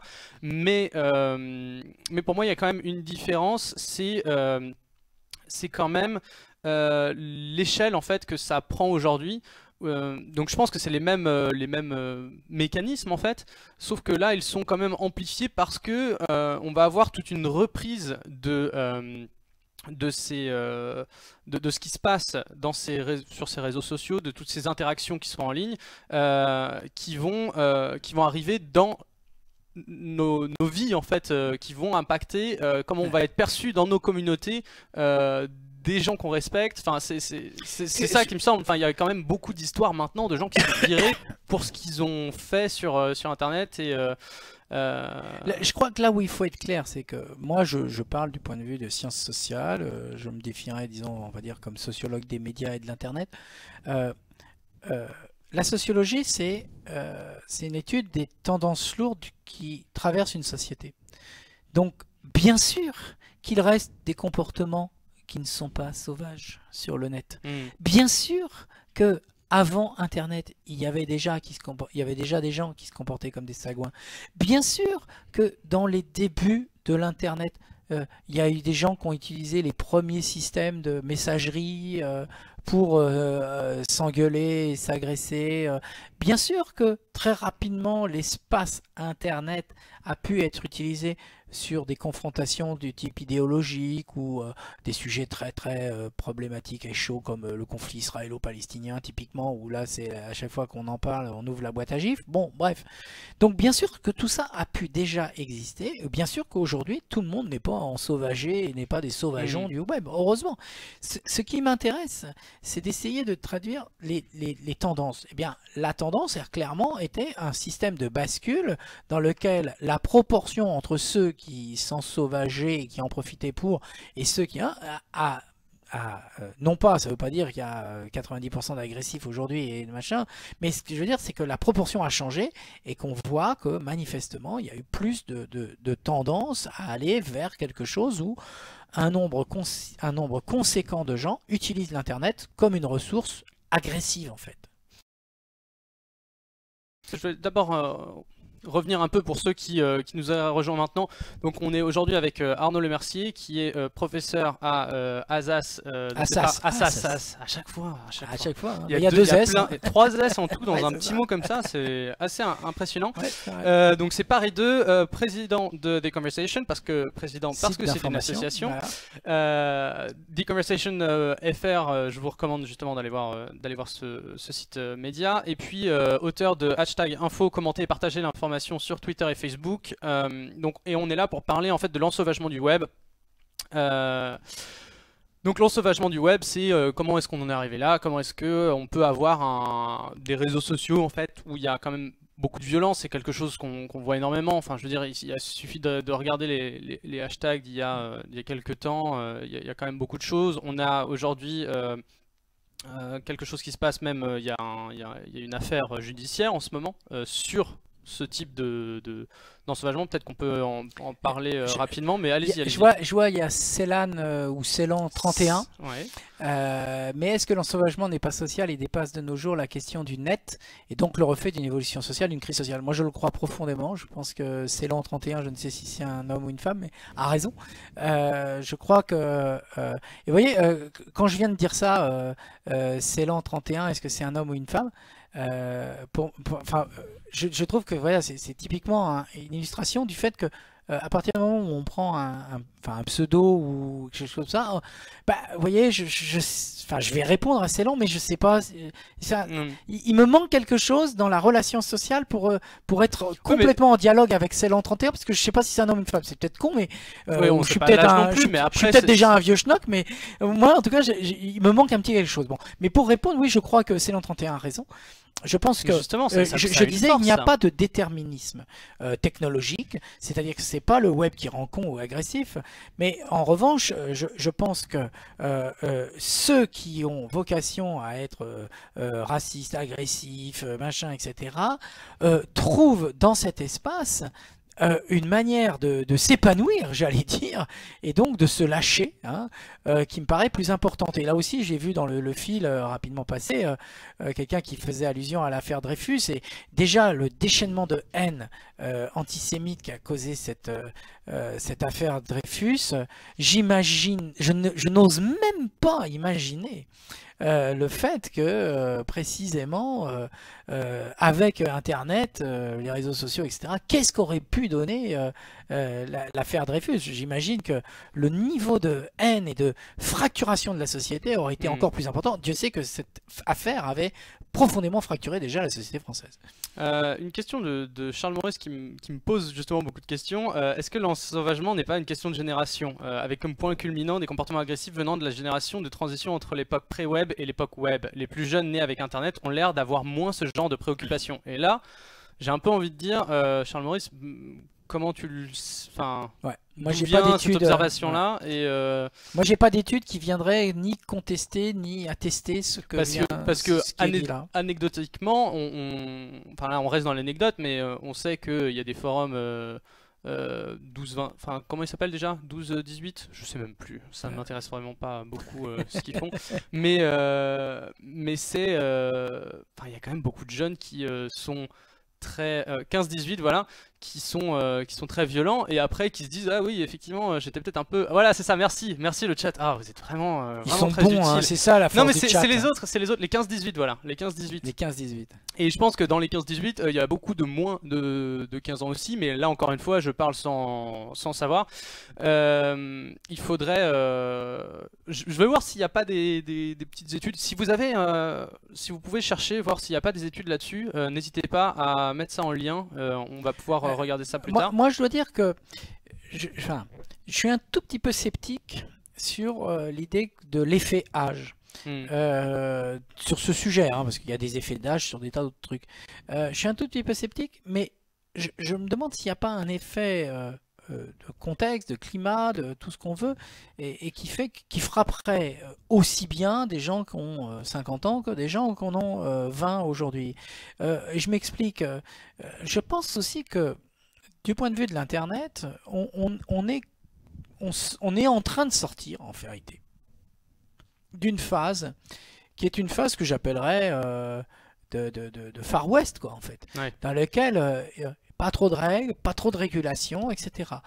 Je me permets de rappeler à tous ceux qui l'auraient oublié que avant janvier 2015, Daesh avait table ouverte sur Twitter, des centaines et des centaines de comptes, et qu'ils y répondaient mais très allègrement leur idéologie de haine et leur appel au djihad, etc. Et qu'il a fallu, hélas, les attentats de Charlie Hebdo puis du Bataclan pour que l'État français, par exemple, considère, et de façon générale l'Union européenne, considère que les réseaux sociaux avaient une part de responsabilité dans le fait de ne pas laisser n'importe qui diffuser une idéologie de haine et d'appel au meurtre. Ils recrutaient sur Twitter et Facebook quand même. C'était il y a 3 ans. Hein. J'ai l'impression que c'est la préhistoire aujourd'hui parce que tout le monde se dit ah bah ouais c'est normal quand même qu'on n'autorise pas la propagande djihadiste sur les réseaux. Mais je vous rappelle que c'était il y a 3 ans quoi. Donc il me semble qu'on est en train de sortir du côté Far West. Et ça, du côté Far West, que c'est des régulations qui sont en train de s'installer. Il y a des frottements, les régulations sont peut-être pas parfaites. Il y a tout un débat, vous savez bien. Là par exemple, dans 2 jours, il y a une loi contre les fake news qui va être discutée au Parlement, qui est très discutée parce que ça remettrait en cause la liberté d'expression, etc. Bon, bref. Et donc, il y a des tentatives de régulation, elles sont plus ou moins acceptées, elles sont peut-être plus ou moins bonnes, enfin bref, mais en tout cas, il y a la prise de conscience qu'il faut faire quelque chose. Voilà. Et donc, il me semble que plus que l'effet de génération, enfin plus que l'effet d'âge, je pense que c'est des effets de génération au sens c'est la période, on a connu la période où, hein, Ouais. voilà. Oui, parce qu'on est en train de découvrir des choses à chaque fois. Enfin, il y a... Merci beaucoup à Anonymous, bah justement. C'est pour un pour don un de don. 5 euros, une ou une Super. inconnue qui ne dira rien pour ne pas être identifiable. Et ben, tu as bien raison. Quand tu fais des dons, garde ton anonymat. Non mais c'est intéressant quand même. Enfin, je pense, et peut-être qu'on pourra un petit peu en parler avant la fin, justement du côté aussi vraiment libératoire, enfin c'est pas libératoire mais émancipateur Ouais. de l'anonymat, parce que Oui, ça je pense c'est qu'il vrai, ça faut pas existe. le nier non plus, Mais et je bien pense pas sûr, que dans mais votre bien discours sûr, ce non. soit de le nier. Non. C'est juste de voir aussi les limites que ça peut avoir, d'avoir une discussion complètement anonyme ou des échanges complètement anonymes. Alors je vois sur des qu'il y réseaux. a un quoi Un imposteur. Un imposteur, oui. C'est vite. Mais pourquoi il y a un 4? Non, enfin bon, bref. Et le risque d'une régulation, est-ce que le risque qu'une régulation précipite des personnes sur le dark web? Bah, peut-être. D'ailleurs, je pense que c'est déjà le cas. Certains sont allés sur le dark web. Mais par contre, le dark web nécessite une compétence. Voilà, donc il Mais en faut, C'est de rendre il faut plus installer, difficile. faut installer Tor, faut machin. Enfin, c'est pas si simple que ça. C'est pas aussi simple que les interfaces qu'on nous a proposées et nous a inventées pour justement s'épanouir pleinement sur le web en n'ayant pas beaucoup de compétences techniques.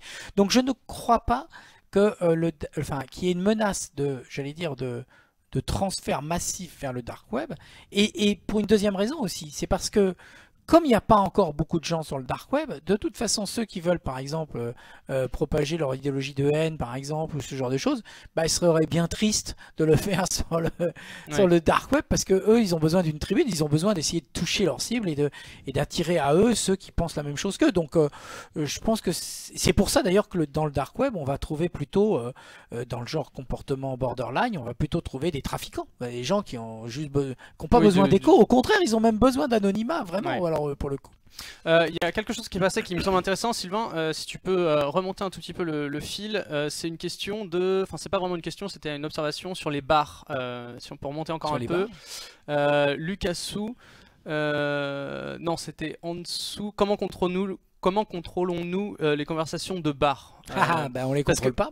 Mais justement, ça me semble intéressant. Donc peut-être que Girtard t'étais pas là au tout début, mais on avait parlé pas mal de mots super compliqués comme l'informalisation, la désinstitutionnalisation et la liquéfaction. Ouais. Si on peut juste rappeler un tout petit peu, donc ça, je pense que c'est de la sociologie un peu de base, quoi. Ouais. C'est qu'en fait, les conversations qu'on peut avoir entre humains, on va dire, sont régulées d'une certaine manière. Oui, alors, oui et non. Enfin, première chose, effectivement, il y a des formes de contrôle social qui se sont imposées progressivement et qui ont fait que l'on a construit des sociétés qui arrivaient à vivre durablement avec des gens qui ne se connaissaient pas. Parce que c'est pas du tout la même chose que d'être socialisé dans un petit village où tout le monde se connaît. Ouais. Et où le contrôle social est extrêmement important. Ouais. Parce qu'on est toujours observé, il y a toujours quelqu'un qui sait que vous avez fait ceci ou cela. Je ne sais pas s'il y en a beaucoup d'entre vous qui ont vécu dans des petits villages. Et déjà, je pense que ça n'a rien à voir aujourd'hui de vivre dans un petit village et avant ou aujourd'hui dans certains pays de vivre dans un petit village, parce qu'il y a quand même beaucoup plus de liberté aujourd'hui. Absolument. On vit caché, mais c'est vrai que à une certaine époque aussi, on vivait à 10 dans un même logement aussi. Oui, oui, c'est ça. Donc le contrôle social, il était très fort, il était de fait, hein, et on le voyait. Donc les régulations, c'est ce qui permet à des sociétés d'anonymes, parce qu'on ne se connaît pas. Voilà. Donc des contrôles sociaux, c'est ce qui permet qu'il y ait 2 millions de personnes qui chaque jour se croisent dans le RER Châtelet-Léal. Ouais. Et que bon, vu de Mars, on a l'impression que c'est une fourmilière, quoi. Et donc on se touche pas, on fait attention. C'est pas pousse-toi, je te bouscule. Donc il y a des contrôles, il y a des formes de régulation. Alors que pourtant il y aurait personne. Enfin, si on met des petits coups de poing à chacun qui passe, on pourrait très bien le faire a priori. Vous pourrez tester. C'est la mauvaise idée, mais on peut imaginer quelqu'un qui va taper légèrement un peu tout le monde sans qu'il lui arrive rien. oui, mais non. Il va juste être vu. Oui, bah, enfin, déjà, il va être mal perçu, mal vu, perçu. etc. Et puis, précisément, on a des petits rituels d'excuses. Enfin, je veux dire, juste, oh, pardon, excusez-moi, Oui. je ne l'ai pas fait exprès. On se sent obligé, c'est ça le contrôle social aussi. C'est cette idée que il y a des rituels de réparation du style, je m'excuse, je vous présente mes excuses, je suis désolé, je ne l'ai pas fait exprès, etc. Donc, il y a ces formes de contrôle. Dans un bar, il y a l'idée que, bon, bah voilà, même si on est des piliers de bar et qu'on raconte des conneries entre ivrognes, on est 3, on est 4, éventuellement il y a quelques clients qui peuvent entendre, bon, voilà quoi. Mais quand on est sur Internet, les choses sont très différentes, parce que à partir de ce moment-là, on est potentiellement ouvert sur le monde entier. Et d'ailleurs, certains le font parce que justement, ils espèrent être entendus du monde entier. Donc, alors après, il y a des formes de régulation. Je vais vous raconter une anecdote personnelle. Hein. Je suis intervenu comme régulateur. Certains vont peut-être dire que je suis un censeur. Il y avait une petite vieille, mais vraiment la petite mamie, etc., qui était à moitié folle et qui dans le bus, à un moment, un jour sur Paris, disait oh oui, François Mitterrand, il a brûlé des juifs, machin, c'était un allié d'Hitler, enfin des trucs mais délirants, mais vraiment délirants. Bon, alors au début on rigole un peu, puis elle a continué, et au bout de 5 minutes, moi à un moment je lui ai dit écoutez madame, je lui ai dit d'abord voilà, tout le monde n'est pas obligé de supporter votre conversation parce qu'elle criait ça à qui veut l'entendre, puis je lui ai dit en plus vous dites n'importe quoi, c'est historiquement totalement faux, donc ça n'a 2 fois pas d'intérêt, donc machin. Moi, je vais vous demander de vous taire parce que vraiment, voilà, et j'assume, hein, machin. Et bon, alors personne n'est intervenu pour aller dans mon sens sur le mode oui, il a raison ce monsieur. Donc de toute façon, la dame s'est tue. Et après, il y a des gens qui disent ah merci, machin. Donc il y avait une forme de gêne sociale de cette personne qui excédait totalement le cadre ordinaire de la socialité. On n'avait pas envie d'entendre ces conneries et en plus c'était complètement délirant, enfin bref, c'était de la folie quoi. Une question très intéressante de JD et qui me semble résume très bien, enfin c'est une question importante je pense. Donc quand une entreprise privée comme Google décide de ce que l'on peut voir, c'est bien, et avec Tor et d'autres moteurs de recherche on peut avoir accès à tout. Et ça, c'est mal. Non, moi personnellement, j'ai pas dit ça, moi. Non, je sais bien, ouais. Mais ça me semble intéressant parce que je pense qu'il faut, ça veut dire qu'il faut apporter un peu plus de précision sur ce qu'on est en train de dire, je pense. Enfin, en quoi, enfin, l'idée en fait, c'est que Internet, dans une certaine idée, donne une grande valeur à l'anonymat, à avoir accès à tout, et que justement c'est à la personne derrière. En fait, il y a cette idée de c'est aux personnes elles-mêmes d'être assez formées intellectuellement pour pouvoir faire la différence. Disons d'être responsable. D'être responsable et de pouvoir en tout moment faire la différence. Donc est-ce que cette idée du contrôle social, de dire bon bah il faut que les gens soient pas anonymes, est-ce que ça va pas à l'encontre de ça en fait? Est-ce que c'est pas 2 visions vraiment différentes de comment changer ça quoi? Donc un qui serait plus sur l'éducation, l'autre sur... Je comprends bien. Bon, c'est un débat, mais qui est un débat de fond. Hein. C'est un débat de fond sur la manière dont on conçoit ce qui fonde une société, en fait, qui est en cause à ce moment-là. Parce que moi, bon, s'il fallait que je choisisse mon camp, je dirais, je serais assez d'accord pour dire que je suis un peu libertaire. D'un certain côté. Il y a des trucs, il suffit qu'on me demande, qu'on me l'interdise pour que j'ai envie de le faire, par exemple. Hein, voilà, c'est un peu un esprit de contradiction, mais c'est comme ça. Bon, donc, du coup. Moi, je n'appelle pas à la régulation à tout va. Je suis pas en train de dire il faut fermer Tor, il faut machin. Si les gens ont envie d'y aller, ben, ils y vont. Enfin bon, bref, voilà. Donc après, pas de contrôle social à la chinoise. Oui, voilà, surtout pas, mon Dieu. Mais en revanche, à partir du moment où on se met d'accord sur un certain nombre de règles comme qui fondent notre société, comme le fait que la pédopornographie est une violence faite à des enfants qui n'en demandent pas, qui ne le demandent pas, parce qu'on montre des enfants de 7 ou 8 ans qui sont obligés d'avoir des relations sexuelles, etc. À partir du moment où on considère que c'est un crime, et qu'il y a un consensus social dans la société pour dire ça, je ne vois pas de raison de l'autoriser sur Tor et de l'interdire sur Google. Enfin, voilà. Donc, je pense que le problème, c'est pas tellement le canal, c'est ce qu'on y fait. Et que des gens aient envie d'utiliser Tor pour être plus discrets sur un certain nombre de choses, bon ben voilà, grand Dieu, ça les regarde. Je veux dire, ils pourraient tout aussi bien essayer de le faire autrement. Voilà. Donc ça, je pense que c'est pas le souci. Je pense qu'en revanche, il faut être au clair sur la manière dont on tient un équilibre entre ce qui est de l'ordre de la liberté d'expression, qui m'est très cher, que je défends et que je défendrai jusqu'à ma mort, et quelque chose qui est de l'ordre de l'usage de cette liberté d'expression à des fins qui sont des fins criminelles. Comme typiquement le fait que pendant plusieurs années, Daesh a utilisé Twitter et Facebook pour recruter des djihadistes, les faire venir en Irak et puis après organiser des attentats. Moi personnellement, je suis pas extrêmement favorable, j'espère que vous appréciez l'euphémisme, à ce que Facebook sert à recruter des djihadistes pour venir tuer des gens au Bataclan, des copains à moi qui sont au Bataclan. Voilà, c'est aussi simple que ça.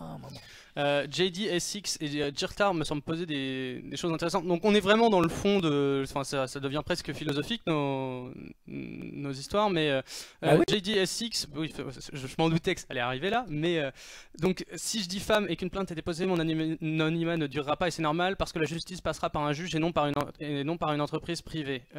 Ça dépend jusqu'où on arrive à lever l'anonymat, hein. C'est pas toujours le cas, mais... Voilà, ça dépend du type de dispositif. Du coup, la justice n'est pas faite non plus par l'entreprise privée, juste pour que ça soit bien clair. Non, bien sûr. La justice est faite par la justice, c'est séparé, c'est juste que la justice a besoin de l'accord de l'entreprise privée pour aller... Exactement. C'est tout comme, c'est comme la justice classique, quoi. C'est le sens de la... J'ai vu qu'il y avait eu des questions et des remarques sur la RGDP. Hein.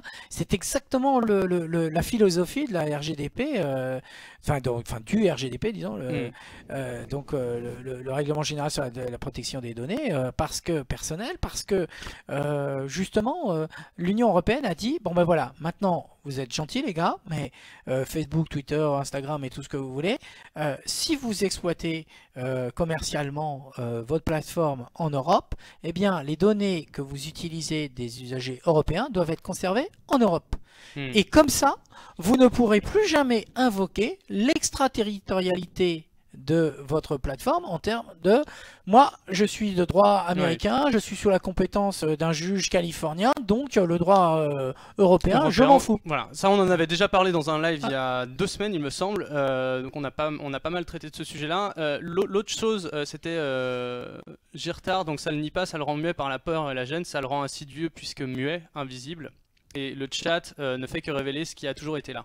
Ça, c'est justement l'idée que j'aimerais bien qu'on approfondisse un peu. On en a déjà commencé à en parler, mais est-ce que justement la parole sur Internet ne fait que révéler ce qui est là? On en a déjà un peu parlé. Moi, je dis souvent d'une phrase, j'ai dit Internet ne rend pas con, simplement la connerie s'est faite plus numérique. Donc, je pense que la malveillance, l'agressivité, elle est dans les personnes et elle est aussi dans la société. Typiquement, le fait que, ça a été dit tout à l'heure, il y a un climat, sans doute la société est jugée pour beaucoup de gens plus dur à vivre, parce qu'il y a une crise économique, parce qu'il y a des tas de problèmes, etc. Donc, effectivement, il y a des formes de rancune, d'éléments qui sont constitutifs après de la volonté d'exprimer quelque chose qui soit de l'ordre de la frustration et donc de l'agressivité. Donc je pense qu'effectivement elle est là, mais ce n'est pas parce que il existe des raisons relativement objectives, on va dire ça comme ça, hein, sociétales, contextuelles, qui peuvent permettre d'expliquer, ce qui ne veut pas dire excuser, justifier, mais qui peuvent permettre d'expliquer un certain nombre de comportements qui seraient des comportements, on va dire, agressifs, par exemple, et transgressifs au sens de transgression de la loi. Ça ne veut pas dire qu'il ne faut pas regarder quand même avec sérieux et application ce qui, dans le dispositif sociotechnique, renforce le dispositif tel qu'il est conçu, c'est-à-dire vous pouvez vous exprimer à travers un anonymat, vous ne vous exprimez que par exemple maintenant 280 caractères, ce qui fait quand même, tout ce qui fait les règles un peu techniques, et tout ce qui nous est offert et qui est à la fois quelque chose qui est une proposition, allez-y, vous pouvez faire ça, mais en même temps qui nous enferme parce qu'il y a des choses qu'on peut pas faire.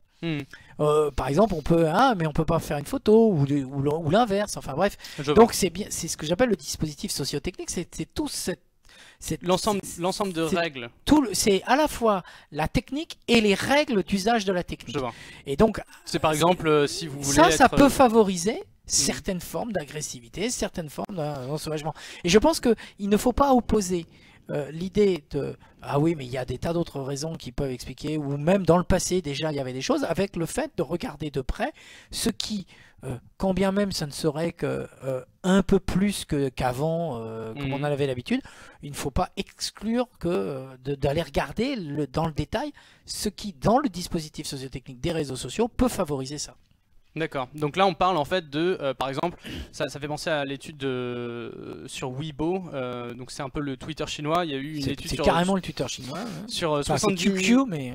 C'est QQ, qui est vraiment le Twitter. Weibo est plus général que... Mais donc ce qu'ils ont fait, c'est qu'ils ont étudié 70 millions de messages courts et l'étude, donc c'est une étude chinoise qui a été réalisée et ce qu'ils se sont rendu compte, c'est que l'indignation et la anger se répand beaucoup plus. Enfin, comment on traduit ça? La haine. La haine, ouais. Ça me paraît beaucoup plus fort, mais bon, sans doute. Que la haine se transmet beaucoup plus vite que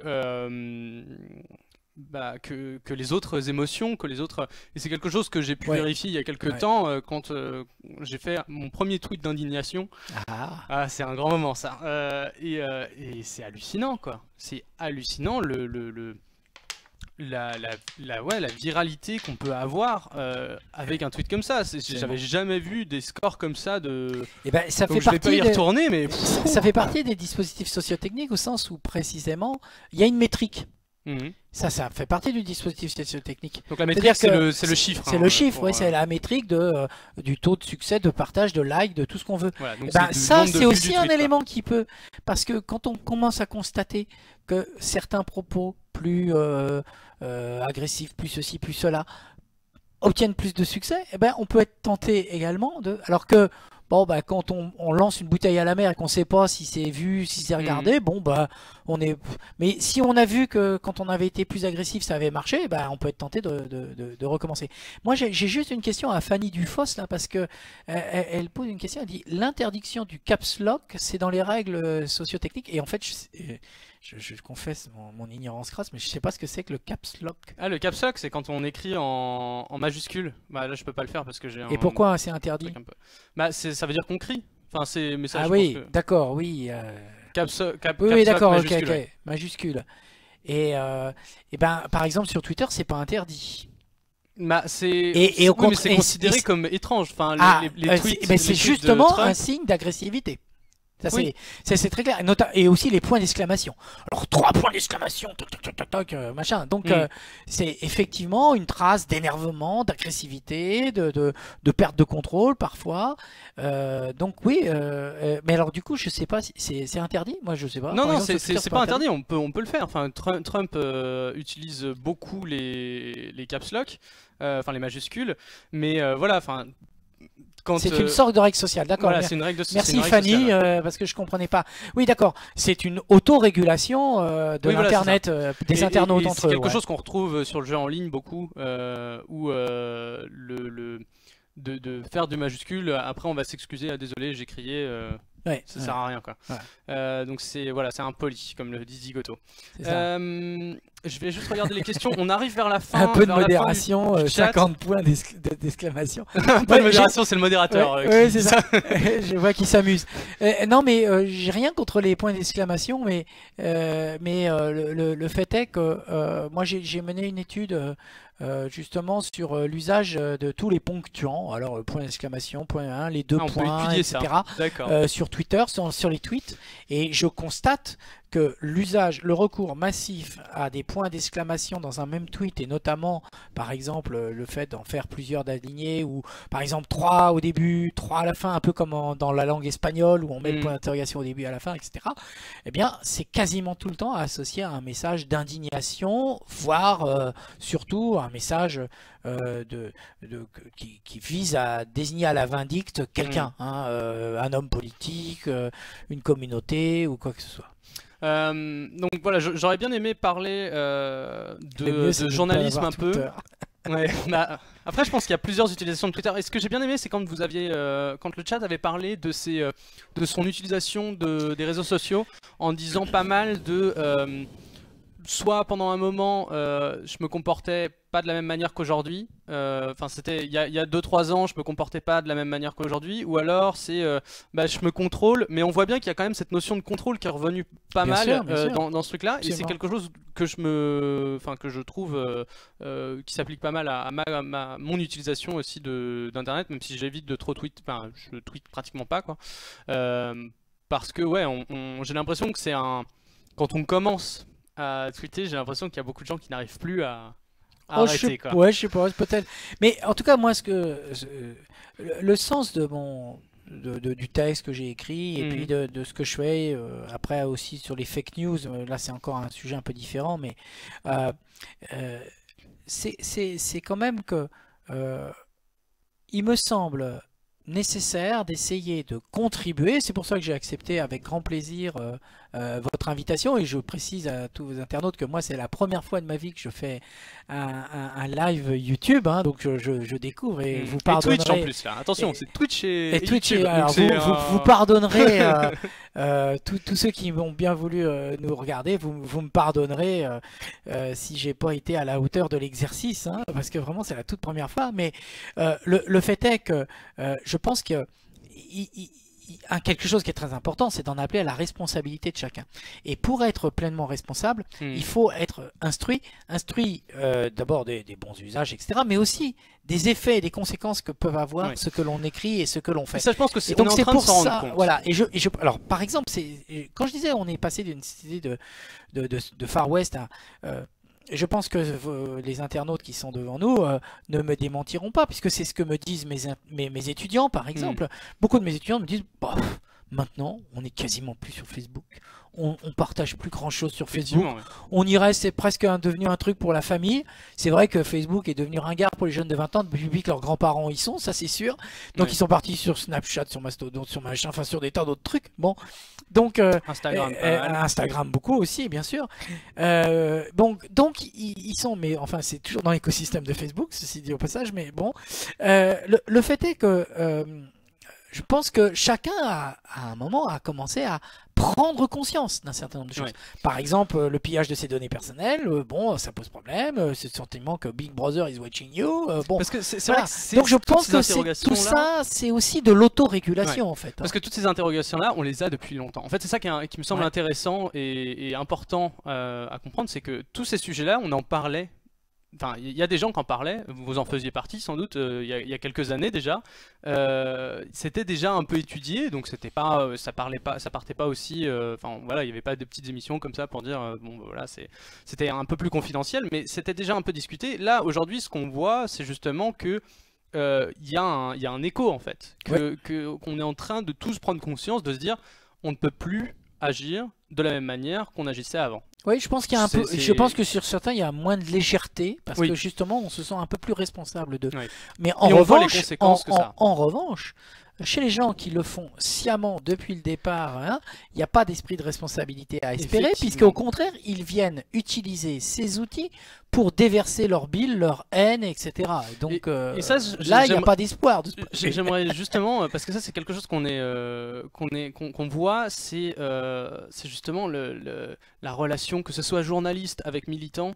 Il y a beaucoup de problématiques aujourd'hui sur Twitter par exemple, où il y a beaucoup de militants avec l'image donc du parti en logo, et des gens qui sont clairement pas dans la conversation, qui sont là pour faire la propagande de leur... tout à fait. Donc ça, je rejoins pas mal ce que vous dites. Oui, c'est vrai que les gens qui aujourd'hui sont vraiment dans une démarche d'anonymat plus de discours vraiment agressifs sont vraiment dans une démarche... Enfin, c'est réfléchi, c'est presque réfléchi quoi. C'est une stratégie. Ouais. Voilà, c'est une stratégie. Et il n'y a pas d'autorégulation à attendre d'eux. Hein. Ouais. Bon voilà, je pense qu'on va arrêter là. Peut-être une dernière question si vraiment il y en a une qui arrive. Je ne sais pas, on va attendre juste 2 secondes de voir s'il n'y a pas une dernière petite question qui voudrait arriver. IRC c'est un système de chat, ouais. Donc voilà, Ouais. bon, bah, on va... Je vois qu'il y a une remarque sur le fait que, c'est quoi, Ami Biche ou quelque chose comme ça, il y a eu donc reconnaît qu'il a reçu un enseignement justement, on va dire à la net étiquette et aux usages du web. Et effectivement, je suis d'accord en disant, mais par contre, le problème c'est que tout le monde ne passe pas par l'enseignement supérieur. Je suis bien d'accord. C'est pour ça que moi je plaide évidemment pour un renouvellement de la vieille idée des années 80 et qui existe toujours, hein, de l'éducation aux médias, Ouais. mais qui soit une éducation aux réseaux sociaux. Et je trouve que c'est parfaitement fondé que dès l'école primaire, on puisse faire réfléchir les élèves sur les usages de Twitter, de Facebook, de Snapchat, de tout ce qu'on veut, de Sklug qui n'existe pas encore mais qui sera j'en suis sûr, le truc tendance dans 10 ans. Ouais. Donc, voilà. Parce qu'effectivement, je pense que c'est quelque chose qui relève aussi de l'éthique personnelle, et éthique personnelle qui doit être aidée par le fait que précisément on a assumé une position pédagogique consistant à dire nous sommes là pour vous faire prendre conscience d'un certain nombre de risques, d'un certain nombre de problèmes, et puis après vous êtes des grands garçons, des grandes filles, vous ferez bien ce que vous voudrez, mais on en appellera à l'éthique de chacun, mais en tout cas je pense qu'il y a des règles tout ça, et des prises de conscience. Des prises de conscience. Très bien, sur ce mot, je vous remercie à tous d'avoir assisté à cette émission. Avant de partir, si vous voulez me rendre un petit service, ce serait de mettre des pouces bleus, de mettre la cloche, de s'abonner, vous connaissez Faire un don. Voilà, faites un don, tout ça, vous connaissez le truc, mais vraiment ça aide, donc c'est pour ça qu'on vous le demande. Je pense que c'était très intéressant, donc essayons de le partager pour justement qu'il y ait plus de gens qui prennent conscience de tout ce que c'est que les échanges sur internet et puissent participer à cette réflexion. La semaine prochaine à 18h. C'est trop court. C'est trop court. Non mais c'est à chaque fois qu'on fait quelque chose c'est très court, mais c'est trop court, mais au bout d'un moment c'est difficile de tenir une conversation pendant 1h30. Essayez chez vous, essayez. Essayez, vous verrez. Hein. C'est compliqué. L'autre chose c'est donc en direct mardi prochain à 18h30 avec Arthur Charpentier qui est une petite sommité sur Twitter justement. Qui va nous parler de risques dans l'économie, gestion du risque dans l'économie, et qui va nous parler aussi de l'algorithme et de la bureaucratie. Il y a un lien entre les deux, c'est très intéressant. Il va falloir 3 heures là. Donc voilà, donc normalement ouais, il va falloir 3 heures effectivement. On va voir comment on peut faire. Donc n'hésitez pas, normalement il y a un live qui devrait être mis sur la chaîne YouTube, donc vous pouvez cliquer la cloche pour être rappelé à 18h30 mardi prochain. L'autre chose, c'est un grand merci à tous ceux qui ont contribué à faire de cette émission quelque chose. Donc que ce soit Sylvain à la régie et aux modérateurs qui nous ont bien aidés. Donc Perceval et Claire, et puis n'hésitez pas à venir sur le Discord ensuite pour continuer un peu à discuter. Donc pour débattre, si vous avez des choses que vous voulez vraiment faire entendre, je vais essayer de passer d'ici 15 minutes. Voilà, c'est à peu près tout. Un dernier mot peut-être? Eh ben, merci à tous et merci de m'avoir fait vivre cette expérience. J'avoue que le côté, il y a tous les commentaires qui arrivent au fur et à mesure. C'est un peu fouillis. Heureusement, il y a des modérateurs, hein, etc. Mais je trouve que c'est intéressant et si j'ai pu répondre à certaines de vos questions, bah écoutez, j'en suis ravi. Et puis si je vous ai frustré par mes réponses, j'en suis désolé. Voilà, mais je suis sur Twitter. Moi, j'ai un faux compte Facebook. Je suis pas actif sur Instagram. J'ai un Snapchat, mais j'y suis pas trop non plus. Snapchat, voilà, mais vous pouvez toujours m'interpeller sur Twitter. C'est Arnaud Mercier avec 2 D, parce que Arnaud Mercier avec un seul D, c'était déjà pris. Voilà, c'est ça, c'est le problème toujours. Très bien. Bon, bah voilà, c'est ciao, ciao. C'était It's the Economy Stupid, et sur ce.